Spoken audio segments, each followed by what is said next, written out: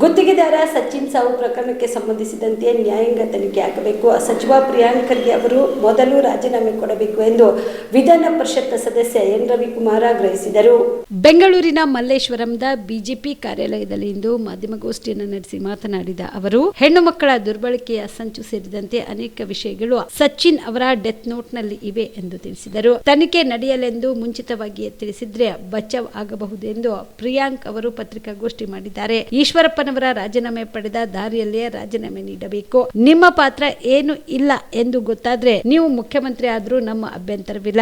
ನಾವು ಸುಲಭವಾಗಿ ಬಿಡುವುದಿಲ್ಲ, ಹೋರಾಟವನ್ನ ಮುಂದುವರಿಸುತ್ತೇವೆ. ಸಚಿನ್ ಬರೆದ ಪತ್ರದ ಮಾಹಿತಿಯ ಇಂಚಿಂಚನ್ನು ರಾಜ್ಯದಲ್ಲಿ ನಾವು ಪ್ರಚಾರ ಮಾಡುತ್ತೇವೆ ಎಂದು ಹೇಳಿದರು. ವಿಪಕ್ಷ ನಾಯಕರು ನಮ್ಮ ಕಾರ್ಯಕರ್ತರ ಮೇಲೆ ಸುಲಭವಾಗಿ ಎಫ್ಐಆರ್ ಆಗುತ್ತದೆ. ಆದ್ರೆ ವಿಪಕ್ಷದವರು ಆಡಳಿತ ಪಕ್ಷದವರ ಮೇಲೆ ದೂರು ನೀಡಿದ್ರೆ ಎಫ್ಐಆರ್ ಆಗುತ್ತಿಲ್ಲ. ಸಿಟಿ ರವಿ ಅವರು ಕೊಟ್ಟ ದೂರಿನ ಎಫ್ಐಆರ್ ಮಾಡಿಲ್ಲ. ಎಫ್ಐಆರ್ ಮಾಡದೆ ಅವರನ್ನು ರಾತ್ರಿಯೆಲ್ಲ ಸತಾಯಿಸುತ್ತಿದ್ದಾರೆ. ಕಲಬುರಗಿಯಲ್ಲಿಯೂ ಕೂಡ ಎಫ್ಐಆರ್ ಮಾಡಿಲ್ಲ. ಇದಕ್ಕೆ ಕೋರ್ಟ್ ನಿರ್ದೇಶನ ನೀಡಬೇಕಾಯಿತು ಎಂದರು. ಒಬ್ಬರಿಗೂ ಕೆಲಸ ಸಿಗ್ತಿರ್ಲಿಲ್ಲ. ಅವರು ತಮ್ಮಷ್ಟಿಗೆ ತಾವು ದುಡಿಮೆಯನ್ನ ಮಾಡ್ಕೊಂಡಿರ್ತಿದ್ರು.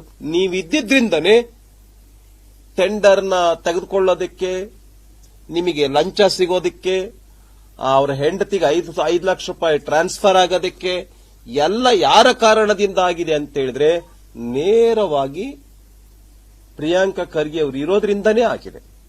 ಅವರಿಲ್ಲದೆ ಹೋಗಿದ್ರೆ ಈ ಘಟನೆನೇ ಸಂಭವಿಸ್ತಾ ಇರಲಿಲ್ಲ. ಆದ್ರಿಂದ ಪ್ರಿಯಾಂಕ ಖರ್ಗೆ ರಾಜೀನಾಮೆಯನ್ನು ಕೊಡಬೇಕು ಅಂತೇಳಿ ಈ ಸಂದರ್ಭದಲ್ಲಿ ನಾನು ಹೇಳೋದಕ್ಕೆ ಬಯಸ್ತೇನೆ. ಈ ಲೆಟರ್ನಲ್ಲಿ ಇನ್ನೂ ಸಾಕಷ್ಟು ಉಲ್ಲೇಖಗಳಿದೆ. 12 ಕೋಟಿ ರೂಪಾಯಿ ಟೆಂಡರ್ ನ ಮಾತುಕತೆಯಾಗಿತ್ತು. ವಿಕಾಸ್ HM ಯಾರು ಇವರು MD ಯಾವುದು ಅಂತ ಹೇಳಿದ್ರೆ RWSSD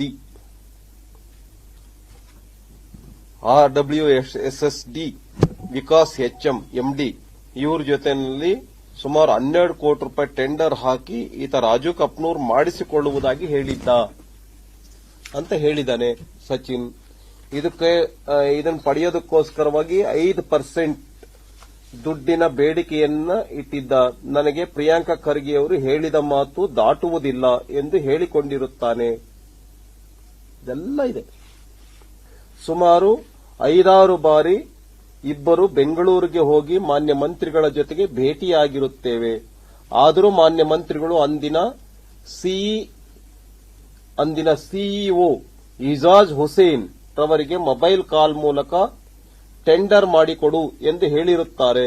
ಆದರೂ ಈ ಟೆಂಡರ್ 5% ದುಡ್ಡು ಎಂದರೆ ಸುಮಾರು 60 ಲಕ್ಷ ಬೇಡಿಕೆಯನ್ನು ರಾಜು ಕಪನೂರ್ ಇಟ್ಟಿರುತ್ತಾನೆ.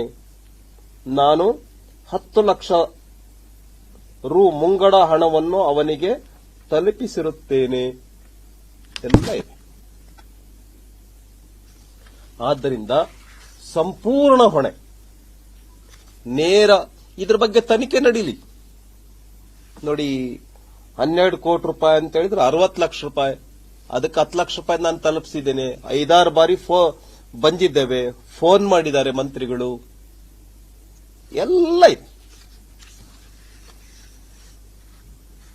ಆಮೇಲೆ KADBಗೆ ಇನ್ನೊಂದು ಟೆಂಡರ್ ಇದು ಮಾಡಿದ್ವಿ, ಟೆಂಡರೇ ಹಾಕಿಲ್ಲ. ರಾಜು ಕಪ್ನೂರ್ ನನಗೆ ಮೋಸ ಮಾಡಿದ್ದಾನೆ ಅನ್ನುವಂಥದ್ದು ವಿಷಯ ಇದೆ. ಈ ರೀತಿ 2 ಟೆಂಡರ್ಗಳ ಕತೆ ಇದರಲ್ಲಿ ಇದೆ.